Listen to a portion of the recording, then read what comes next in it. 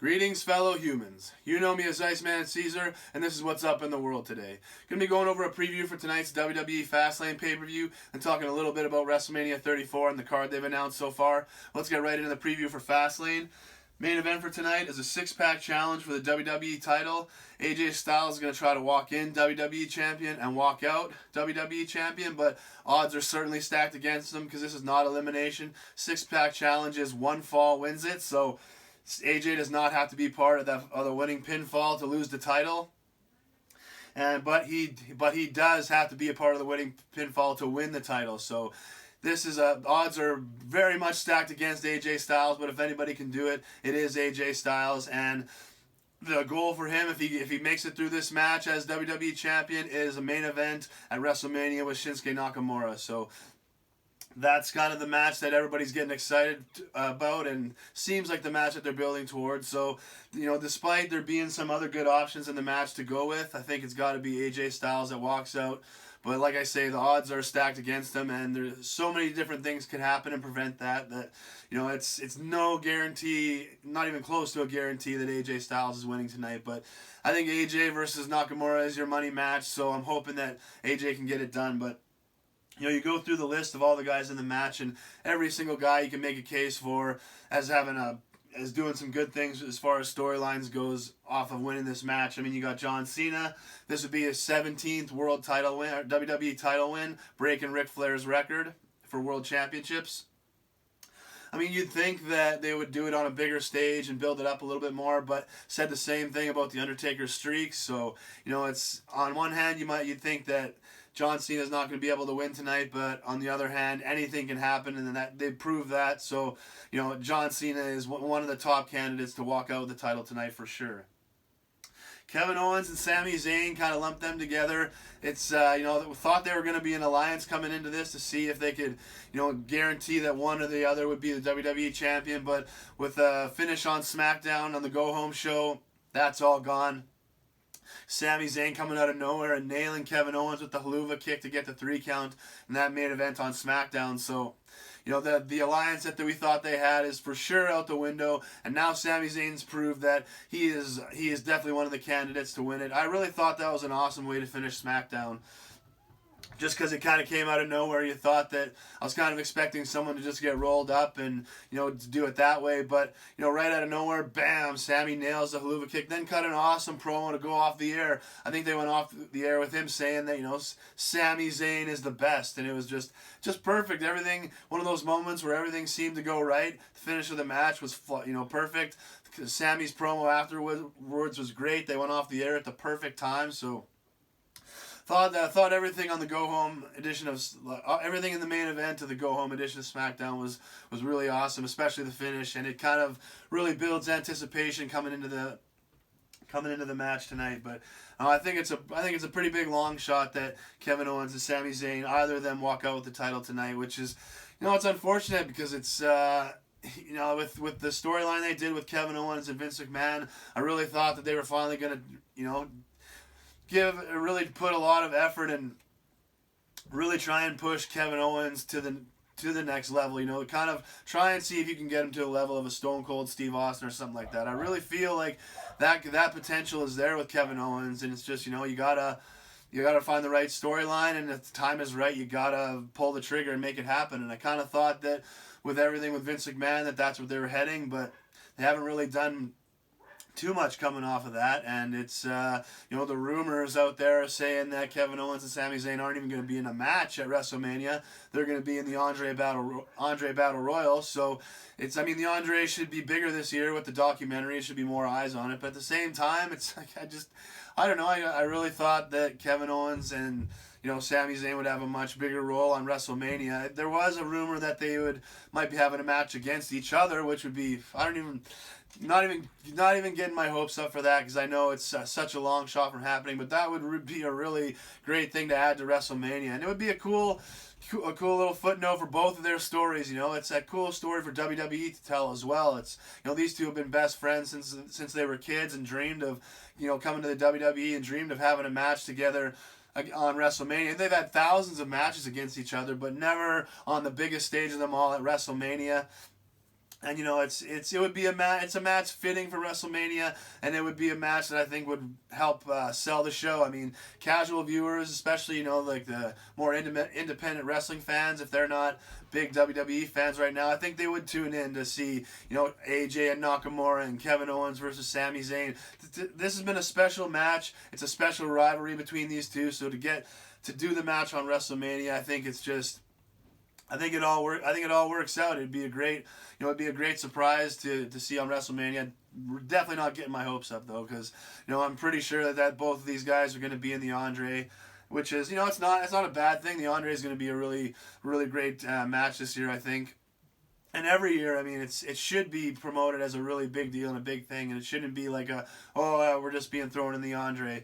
But this year, I really thought that Kevin Owens and Sami Zayn would have a little bit more of a little bit bigger of a role. So hopefully things change and maybe they surprise us with a match heading to WrestleMania. But I really can't see either of these guys walking out of this match with the title tonight. And next up, Baron Corbin. Man, Baron Corbin probably has the best moveset in WWE right now. It's so fun to watch. I mean, Deep Six, End of Days might be the best original finisher to come along in the last 10 or at least the last 10 years. I think it's awesome.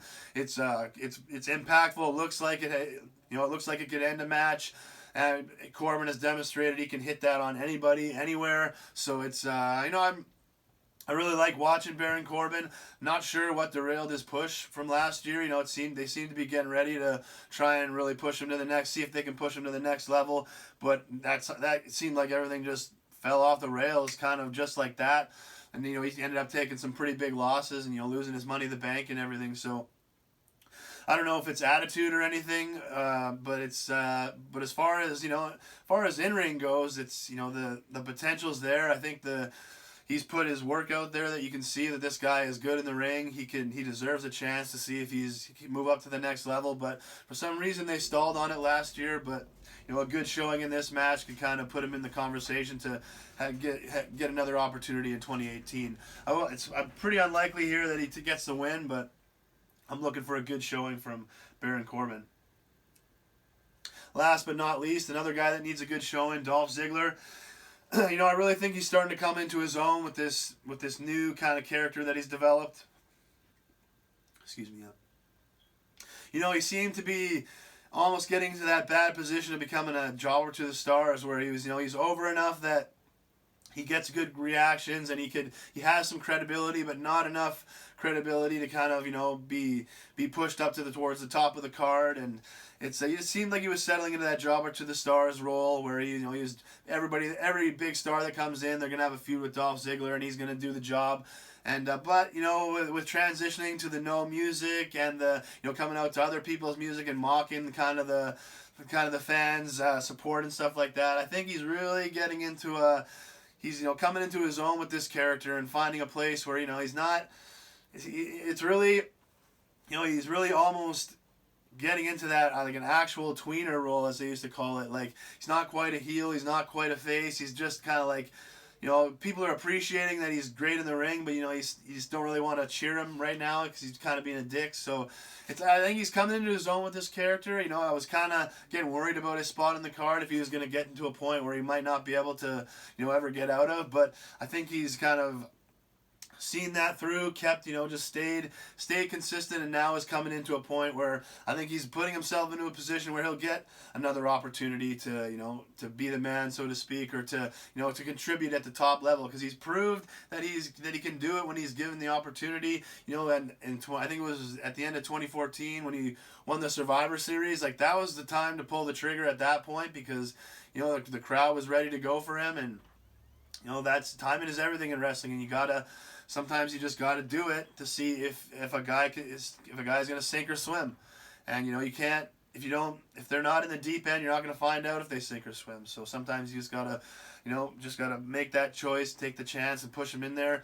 And I think Dolph is building himself again to the point where he's gonna get another opportunity. So hopefully he has a good showing in this match. And like I say, you can make a case for each guy winning the match and good things coming off of it, but I really think this has got to be about getting to AJ Styles versus Shinsuke Nakamura. That's going to be the match that'll, get the most attention, bring the most eyes, and, when AJ and Shinsuke deliver, and I know they will, and when AJ and Shinsuke deliver the match that everybody is wanting to see, it'll be the number one match in the industry. It'll be the match everyone's talking about. It could be the greatest wrestling match in the history of wrestling. I know that's putting a lot of pressure on them, but that's how you create pressure creates diamonds. And you know what?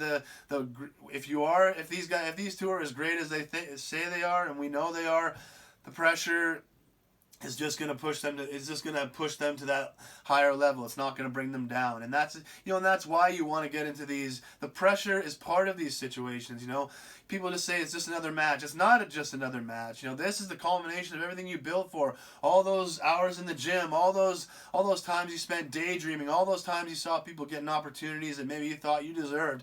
It's like it all builds to this moment where all eyes are on you, and it's like, okay, now everything is in place, everything is built. Can you deliver it? It's like now. There's no more excuses. You've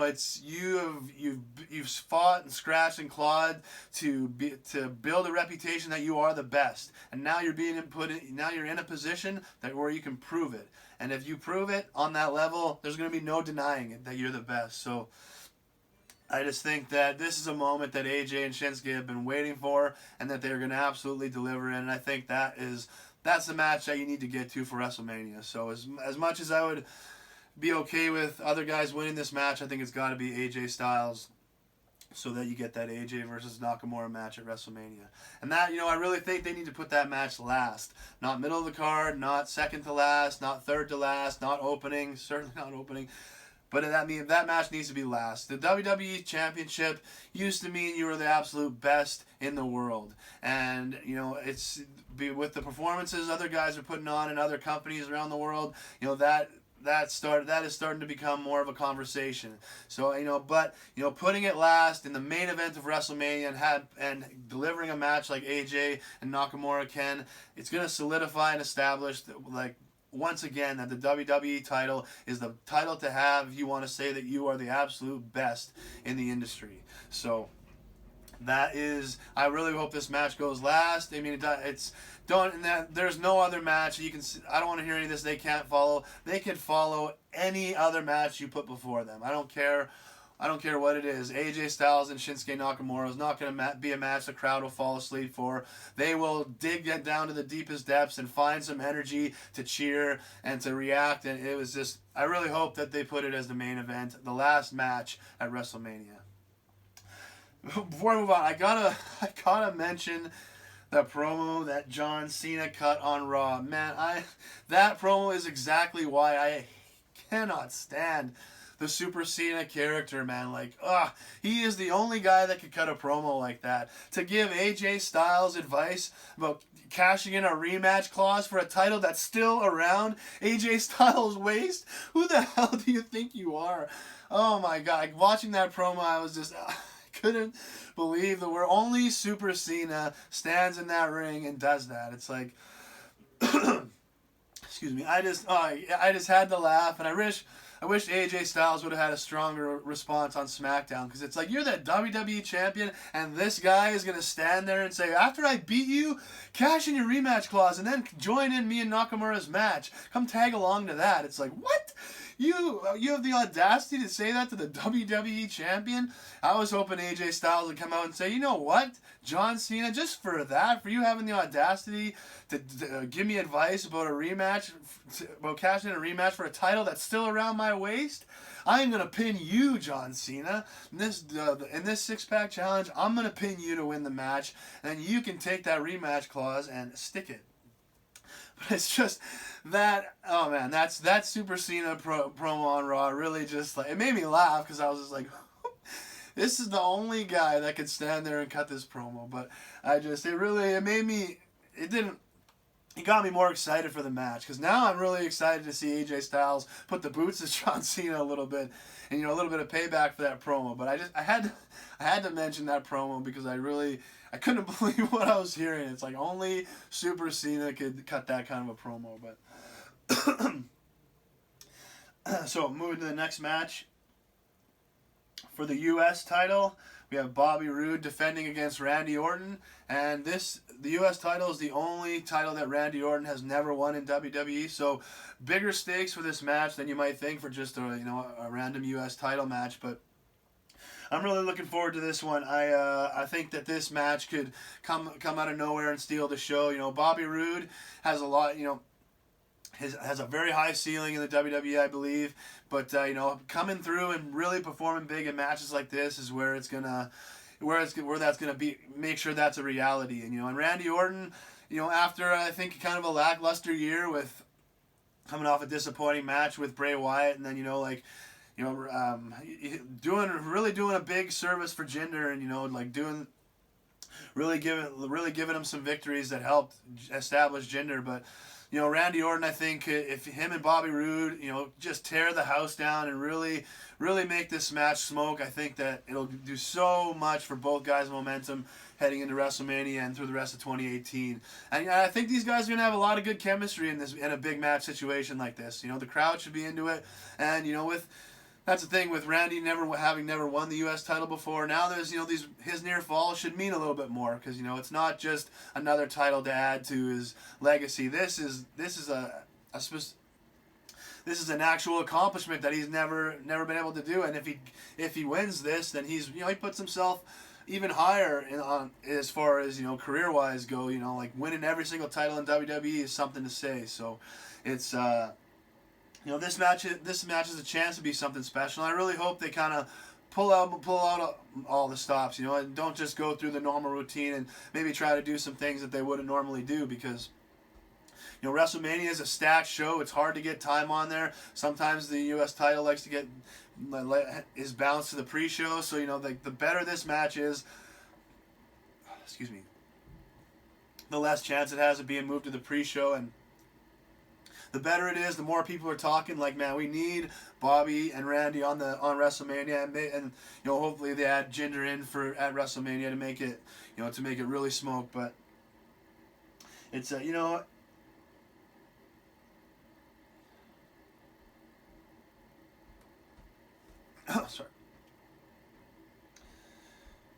But yeah, there's a couple options they could go with here. You could have Randy's big moment come here at FastLane, win his first U.S. title, or you could save it for WrestleMania, or you could kind of switch that around and have Bobby Roode win the title back at WrestleMania, giving him a big moment with the crowd, with the glorious chant, and how the crowd's into it. That could be a really cool moment to have him win the title back and celebrate. But it's there's a lot of different options they have with the outcome of this match. So this is one of the matches I'm looking forward to. I think it could come out of nowhere and steal the show, and it's just up to these guys. Two of the absolute best in the business, and let's see what they can do. And moving on to the next match. Speaking of stealing the shows, we got the SmackDown Tag Team titles. The Usos defending against the New Day, and this these guys are putting themselves. They're already in the conversation, but this could be the greatest tag team feud in the history of wrestling. Like, this is, Freebirds and Von Erichs, but that's kind of, 6 and 6. This is, to me, this is more of a traditional tag team, even with the New Day being 3 members. It's, this feud is like, I just feel like it's right up there with the best tag team feuds ever. With the quality of matches these guys have, the promos, like, man, that promo video that they showed on SmackDown for these two teams, like, wow, I had to DVR that and watch that a few times. It was just awesome, and it shows how much history these two teams have in the tag team division. When it comes together and to collide, it's just magic, and these guys have so much chemistry together. The crowd is always into it. The matches are always great, and we've had a little bit of a break from Usos versus the New Day. It's only been a few months, but that's all you need. It's now things are going to be back to kind of being a little more fresh, and it's just going to be with WrestleMania on the line, it should be a really intense match, and I hope these guys get onto the WrestleMania card. It's an absolute unbelievable travesty that the Usos don't have a WrestleMania match on the main card in their careers. Like, that's insane. They've been consistently the best tag team in the company for years. And for them not to have a WrestleMania match is just a crime. So, in a perfect world, the Usos and New Day would do it one more time on the WrestleMania stage. That is definitely a feud that deserves that, but sounds like they might want to add the Bludgeon Brothers or a couple more teams to it, which is not, the SmackDown Tag Team division has been so good through 2017 and 2018 that, I'm not going to complain about other teams getting onto the card. They've more than deserved it, and it's, as disappointing as it can be not to have a one-on-one match, you can still make things really great with multiple teams. And we're in an age where there's so much that goes on the WrestleMania card. It's sometimes you got to look at these multi-man matches as the best case scenario, because then everybody gets their WrestleMania moment and everybody can kind of contribute to making it the best version of the match and the show and just everything. So it's sometimes you want that one-on-one match, but at the same time, multi-people matches makes for more energy, and it's just, gets people more people on the card, and that's what WrestleMania is about, creating, positivity and big moments, and, you got to earn them, but, that's the thing. If you do earn them, then you got to try and, get as many people onto the show as possible. So I'm hoping that the Usos and New Day get to do it one more time at WrestleMania. But I think that this year they will get them on the main card, because they've been talking about it and building it up a little bit. And really, with the performances, I think that I think pretty much everybody is in agreement that however that they've slipped under the radar to not be on the show in previous years, not happening this year. They gotta be on the show. So, and as far as tonight goes, I mean, this is. I'm not expecting anything less than just a top quality match. I'm not saying it's going to be 5 stars or anything like that, but every match doesn't have to be, but I'm expecting this thing to be really good. And that's the thing, you can make a case for both teams winning. Usos could easily carry it into WrestleMania. The New Day are always a candidate to take the title, so it's the outcome could go either way, and they should get a lot of time. So it's I'm hoping these guys get on WrestleMania, but really looking forward to tonight to see what they can deliver. And moving on to the next title match, we have for the SmackDown's women's title, we have Charlotte Flair defending against Ruby Riott, and I've really enjoyed this feud.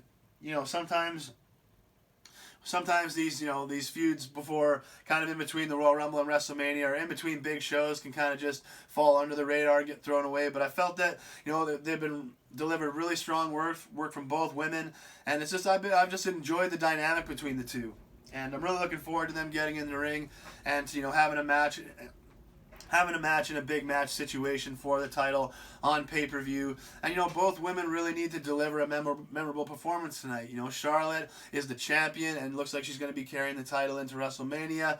And it looks like she'll be handing off the title at WrestleMania, probably to Asuka. So she needs to deliver a match here to let everyone know, remind everyone that she is the champion, and that no matter what streaks are out there or what anything else, all eyes should be on the champion, and delivering a really great match tonight is the way to do that. And if she's going to be in that position, she's got to be able to deliver, and it's I'm not expecting anything less from a top quality, one of the best matches on the show, but they have to make sure it is. And they both, and that's Ruby Ruby has, you can see her improvements from, showing up out of nowhere on NXT, and then she improved through her time in NXT, hit the main roster, and has improved through her time on the main roster. So she's always constantly improving, which is what you want to see with the talent. But now this is her chance to kind of,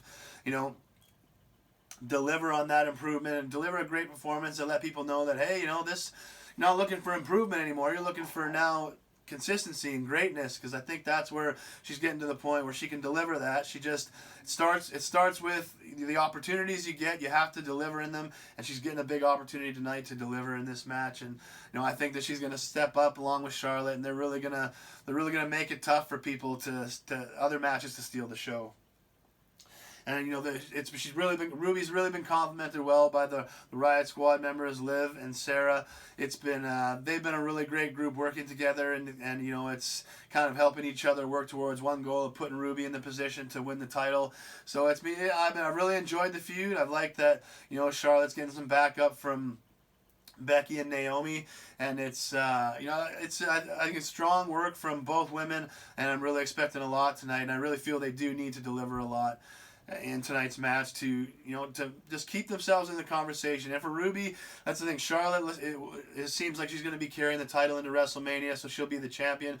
But you know, Ruby right now it doesn't sound like she's penciled in for a WrestleMania match unless they're doing a Battle Royal or something. So, you know, the better performance she puts in tonight, you know, the more she keeps herself in the conversation and gets people talking like, hey, you know, after FastLane, I think we might want to find a way to get Ruby on WrestleMania, because she really popped the crowd, and, you know, she had people talking. So that's the thing. Opportunities like this don't come around every day, and when they do, you absolutely have to deliver to the best of your abilities. And I think both women are going to do that tonight. And moving on to the next match. Not very happy about this match, but I'll get into that why. Shinsuke Nakamura versus Rusev. And I just got to say, the burial of Rusev Day is just insane. Why? Like, why? Why do you got to do it? I mean, it doesn't have to take him away from the top stuff. You can push it without changing main event plans. But this should be top stuff. He should be in the main events. He should have been in that 5-pack challenge or whatever it was on SmackDown. Like, this is ridiculous. What kind of a message is it sending to the talent? A guy that went out, has done everything you've asked him to do throughout the years. You know, he started off with a big push, then that got derailed for whatever reason, because he got engaged out of nowhere or something. But whatever the reason was, that got derailed. So he kept pushing. He kept doing everything that they gave him to the best of his abilities. Takes this Rusev Day thing, turns it into something that can sell merchandise, is getting reactions from the live crowd. He does this, and what is he rewarded with? Absolutely nothing. Almost punished for getting over. It's like this whole idea in the WWE right now of we have one guy in mind for a push, and that's all we're gonna do. That's all we're gonna focus on, no matter what. It's like It's like, holy, oh man, it's just driving me insane. It's like, it's almost like these are the guys we're gonna try with, and no one else. It's like, well, this guy is selling merchandise, and this guy's getting a reaction. Don't care. He's not on this list, so he's not getting a chance. And it's like, wow, change your stupid list or change your minds. Like, it sends a horrible message to talent, and you know, you really make the talent sit there and say, okay, I'm getting my bills paid, and you know, like, I'm taking care of stuff, but at the same time, I'm miserable, and I'm not being used to my potential. I'm not being allowed to be as great as I possibly can be. I'm not being allowed to be the best version of myself. And so it's like, if you leave WWE, you have to be able to take care of these things, but at the same time, you know, if you can take care of monetary things and be the best version of yourself, that's where you need to be. And it used to be, WWE used to sell that you can be the best version of yourself in WWE. If you get over and you show the best version of yourself gets over, we'll push you. That is totally dead rhetoric at this point in WWE, because they have proven it. They have proven that the total opposite is true. If you go out, if the best version of yourself gets over, they're gonna kill you until you're something that's not over. And then maybe one day they'll decide to. This is just the ego, man. It's like they always want to be the ones responsible. It's like no one cares.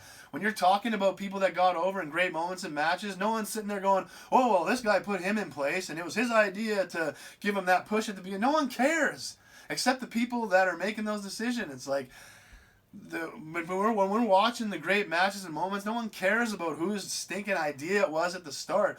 Everybody cares about what was done with the idea, what the great matches that came out of it, the moments, the storylines. It's like whose idea was or who's responsible for it is like such a minuscule part of it. But it's like the biggest thing that they worry about. But it's like this whole Rusev thing pisses me off. It's the same kind of thing that they did with Daniel Bryan, but not exactly the same thing, or maybe on that scale. But it's just basically the same thing, and there's no reason for it. Like, okay, even if you don't want to make Rusev a main event guy, why would you not want to have a mid-card guy that is getting big reactions in the arenas and selling merchandise, and why would you not want to build that up, and why would you want to kill that? It's just, it goes against business. It goes against what you're supposed to be doing when creating a business and creating content and entertainment. It goes against common sense. It goes against what's right, and it's insane. It is insane. But nothing we can do about it. It's like, if you don't like it, stop watching. Like, sorry, I love wrestling too much to stop. I already stopped before, and it arguably got worse. So that doesn't necessarily happen. It's like, and plus you're punishing the wrestlers by doing that. It's like, it's not their fault. So I mean, like, part of the reason why I still support is because I see these wrestlers trying to, do the best they can with the garbage they're given. It's like, if they're trying, then, I'm going to at least try and watch and, put my opinion out there to say, this sucks, make it better. So that, because I don't want to not watch. Like, I love wrestling. I love it too much to not watch, but like, I'm not going to sit here and just lap up garbage and pretend that something that sucks is good. I'm just not going to do it. And, so it's just frustrating to see a guy like Rusev, fight to get over and to have them just bury it. Like, really, in the last 5 weeks, he's going to have 2 matches on TV. Mixed Match Challenge, which is not even really on TV, and this match versus Nakamura, which is against a guy that is one of the biggest baby faces right now, that's trying to build momentum, to build positive fan support, to be in the main event of WrestleMania. So, like, fans of Rusev don't want to boo Nakamura. Fans of Nakamura don't want to boo Rusev. But you're putting these guys in a position to where it's gonna affect both of their crowd responses. That's just stupid. It is just. This is a stupid match that doesn't help either guy. It shouldn't be happening, and it's just totally. It just shows that they're clueless. They don't. I'm sorry. Like making decisions like that, you have no idea what you're doing, because it just kills off 2 guys. I mean, you're trying to push Nakamura into the main event, so you're going to push him against you're going to put him against a guy people are really getting behind too. It's like, makes no sense. But putting these guys as a tag team, finding 2 guys for them to fight against, then that Nakamura day where I thought that was one of the best things Nakamura did, which is a shame it came in this leading up to this match. But man, how great of a moment would that have been if he had done that in a tag team with Rusev? Then you combine these 2 fan bases and bam, lift both guys up. But that would actually push Rusev, and can't do that. So this whole thing pisses me off. And I think about it, this match, it hurts both guys, and I have a tough time thinking of a way to get out of this match without hurting anybody. And to me, the only thing I can think of to try and salvage it is to, have Nakamura be playing up to the WrestleMania sign the whole match to the point where it's distracting. And then right before he hits Kinshasa, he's pointing at the WrestleMania sign, and he's just way too long, does it way too much. And when he finally goes for the Kinshasa, Rusev surprises him with a super kick. Nakamura falls back. Rusev immediately on top and hooks him in that British Bulldog Bret Hart pin from SummerSlam 92. Excuse me. That way it's a tight, real pinfall that if you do that in real life, you're not getting out of it. So to me, I'd have Rusev just immediately get into that 1, 2, 3 and steal one. That way, you can do a little bit of a storyline between these 2, in the weeks leading up to WrestleMania, and Nakamura can get his win back. But honestly, that's the only thing I could think of that might be able to help both guys, because Nakamura, that could play up to his rock star persona, that he was just he was showboating too much, and that that loss helps him get his head right going in towards WrestleMania against AJ Styles, and it gives Rusev a little momentum that at this point I wouldn't even hold my breath that he's going to be in the Andre Battle Royal, but a win like that could give him momentum towards WrestleMania, even though he'll give a win back to Nakamura. But this is a stupid match that shouldn't be made, and I think it really hurts both guys. And the burial of Rusev and Rusev Day really pisses me off, because it's just, there's no reason for it, and it goes against business. So it's like, what are you trying to do? Are you just trying to amuse yourselves and just like, it's your company, do whatever you want, but like, it's I'm certain you can find something excuse me. I'm certain that they can figure out things that they enjoy that we enjoy too. But holy man, like you gotta take situations like a Rusev Day and Rusev getting over and go with it. Like don't bury it, don't kill it. But I'm just to me, I mean, as good as this match could be, is these guys are both great in the ring. I just think this is a stupid match that shouldn't be happening. So I just hope that both guys can come out of it without being damaged too much. And last but not least, we have women's tag team match, Carmella and Natalya taking on Becky and Naomi. And these four women are in a position much like Ruby in that the rumors aren't saying that these women are penciled in for a WrestleMania match unless it's going to be a Battle Royal or something. So this could easily be a throwaway tag match, just randomly put on a card. But these four women are four of the best in the world, and these four women all want to be on WrestleMania. They are I'm sure the idea of being afterthoughts is absolutely drives them out of their minds. So that's why I'm really looking for this match to deliver something, a really really good match here, because when people are expecting a throwaway match and you deliver one of the best matches on the card, man, that gets people talking. That that changes people's opinions. Like, yeah, you know what? Like, these women really went out and delivered something that contributed to FastLane, that to help the viewer experience, and so it's that's the thing going into WrestleMania.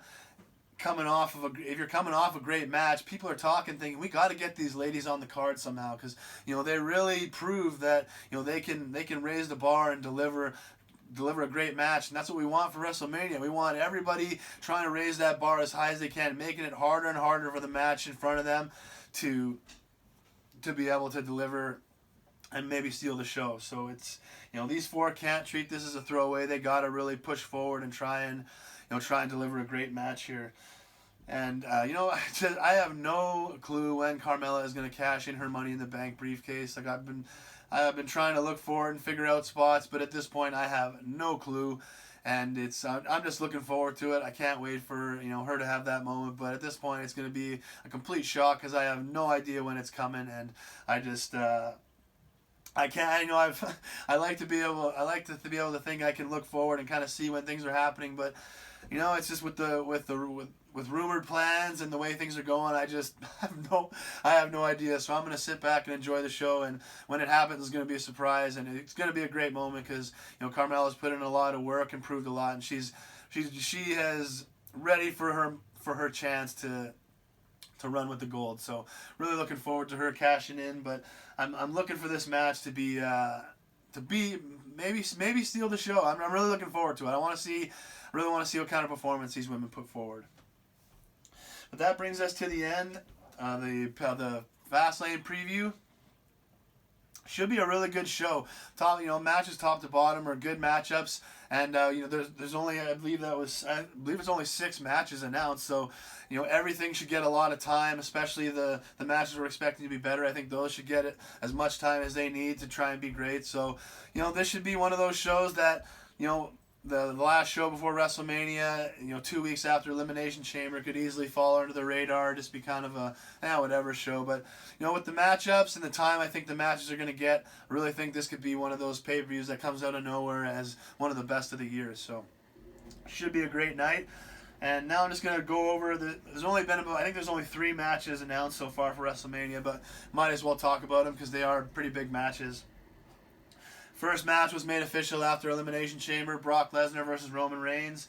And, as disappointed as I was that it's not going to be, Braun Strowman, it's, I don't want to just be, I just don't want to get into just stomping my feet and gritting my teeth. Like, I'm not going to watch. Like, I don't want to get into that. Like, I mean, Brock and Brock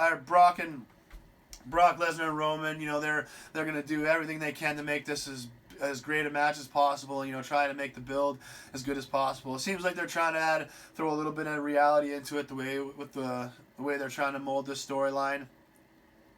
It's not bad. I think if that's the way they're going to go, they really need to think hard and really, make sure all the checks and balances are taking place when they're trying to create reality. Because it's very easy to overlook something that just stands out and really really, it's almost like a blinking light that says, I'm fake, I'm fake, I'm fake, I'm fake. So you really got to make sure you just go through all the checks and balances if you're trying to put reality in it. But, that's WrestleMania 31 was a surprisingly, good match. Rollins cashing in certainly helped. Looking back on the match and having formulating a good opinion about it, but Braun and Brock Braun and Brock, sorry, Brock and Roman were really bringing it to each other physically in that match. So I think it'll be a good, strong, physical match at WrestleMania, and it'll be interesting to see how they, what they put in the build up to, to really try to generate interest. And sounds like they're going to try and, well, I mean, they've been doing it for the last 4 years or so, but sounds like they're really going to try and get Brock booed and get Roman cheered.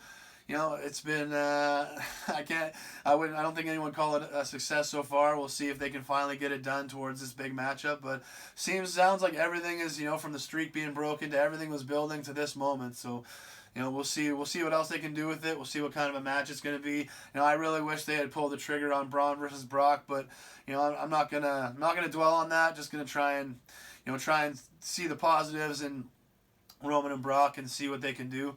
But, definitely not my first choice, and it certainly disappoints me that they're not pulling the trigger on Braun. It sounds like Braun is not even going to be in a match. I can't imagine they're not going to put him in a match. That is insane to me, and it's rumored that he might be added to the Intercontinental title match. It would be a shame. I mean, I just think this guy is one of your candidates to be the next breakout star, to be a star alongside Roman Reigns that could move tickets and merchandise and pay-per-views and stuff. But it's for him to be almost used as a seat filler role. It's to be almost in a healthy scratch position for WrestleMania is.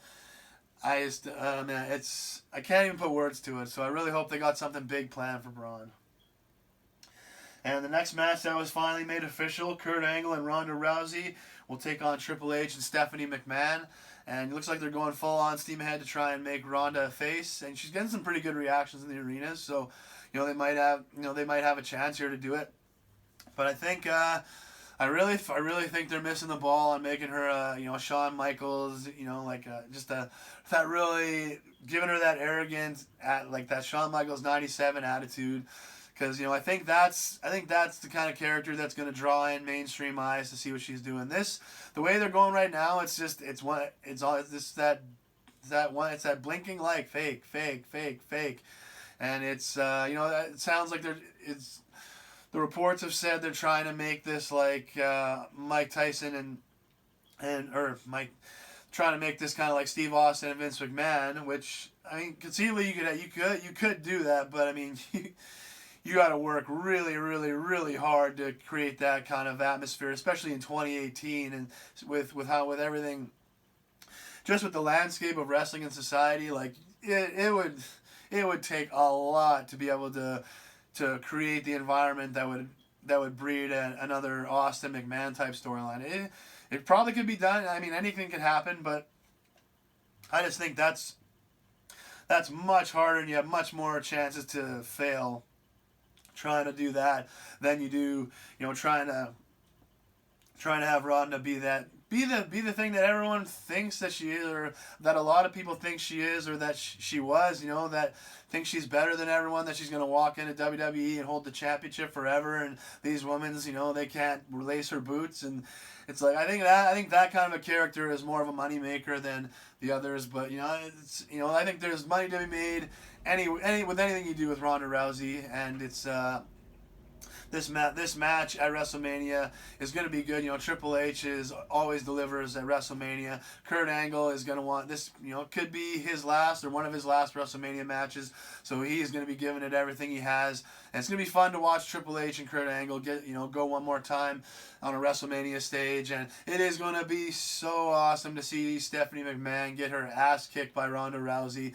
All those slaps over the years, all the trash that she's talked to superstars and not got her comeuppance, is all that's built up. It's like, I hope they let Ronda give her the ass kicking that we all want to see, because that's what the money around this match needs to be, is that Ronda's going to have, there's no more excuses, there's nothing holding her back. When she gets her hands on Stephanie McMahon is getting her ass kicked, and she's going to wish that she's going to wish she was never born into WWE, never mind got into that match. So it's I think there's a lot of fun to be had with the match, and it's gonna be fun to see all the things that they add in to try and build it up, and to really generate as much interest as they can. But I think it's gonna be a match that'll deliver something fun on the show.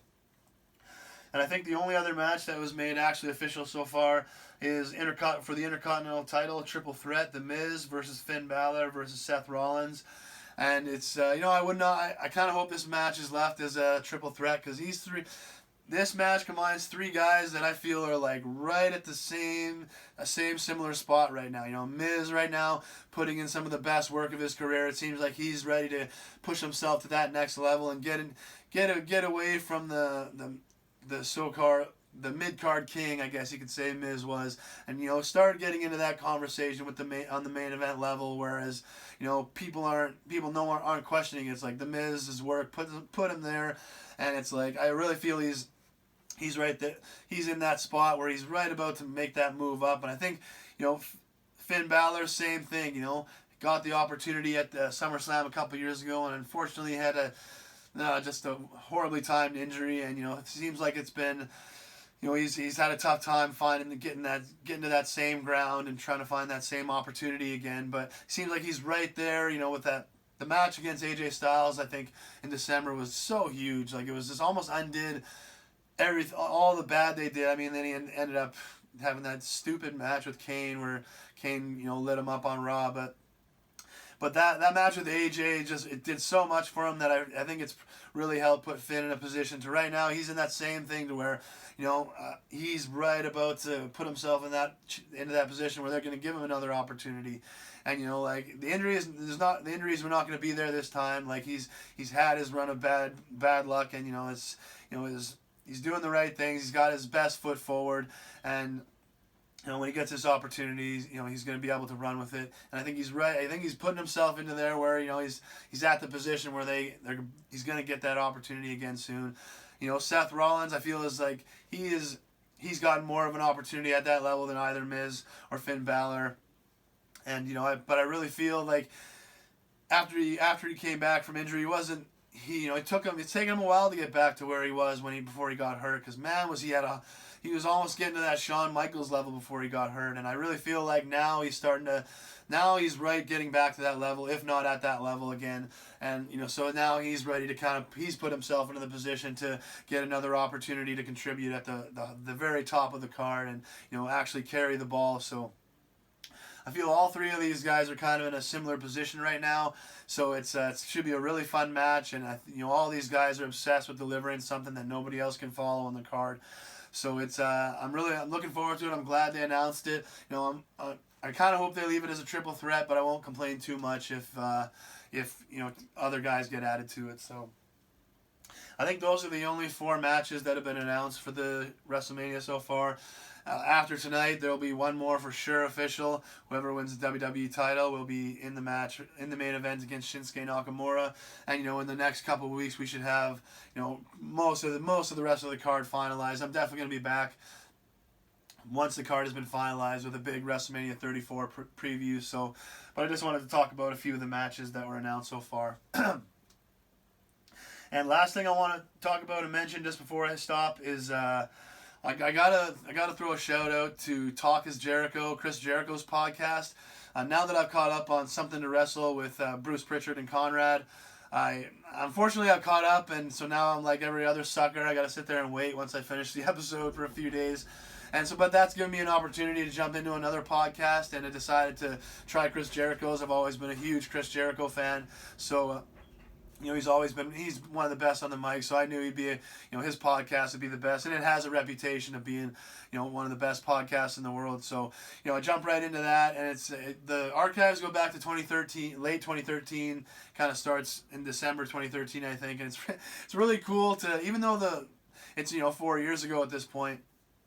You don't really notice it, other than it's just the references are a little bit different to what's going on in the world. And it's cool to remember, what was going on. It's like right now they're just at just past WrestleMania 30, so it's fun to remember everything all the stuff they were talking about around in 2014, and the songs that were popular then, and everything. I mean, it's not that far long ago, but it's 4 years is a long time, can be a long time in society. So, excuse me, it's cool to hear about some of the things that were going on. And one I gotta give him credit and props, because they had just, around this time, they had just announced The Force Awakens, the new Star Wars are coming out. There was no information or anything, and man, in one of these podcasts, Chris Jericho called that they were going to kill Harrison Ford. Like, there's no way he could have known.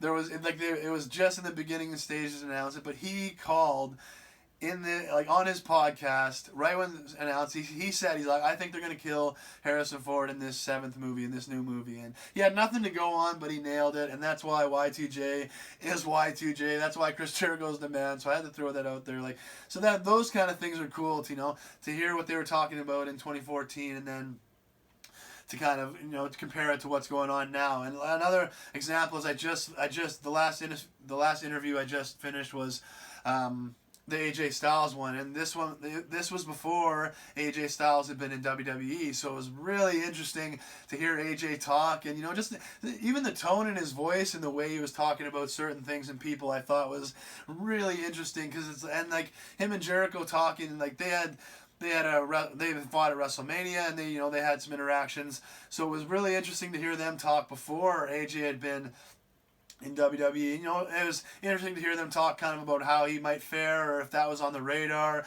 if they had given him a contract offer. So it's a really cool contrast for it being a few years old, to kind of compare it to now. Everything that's gone on. So it's a really great podcast.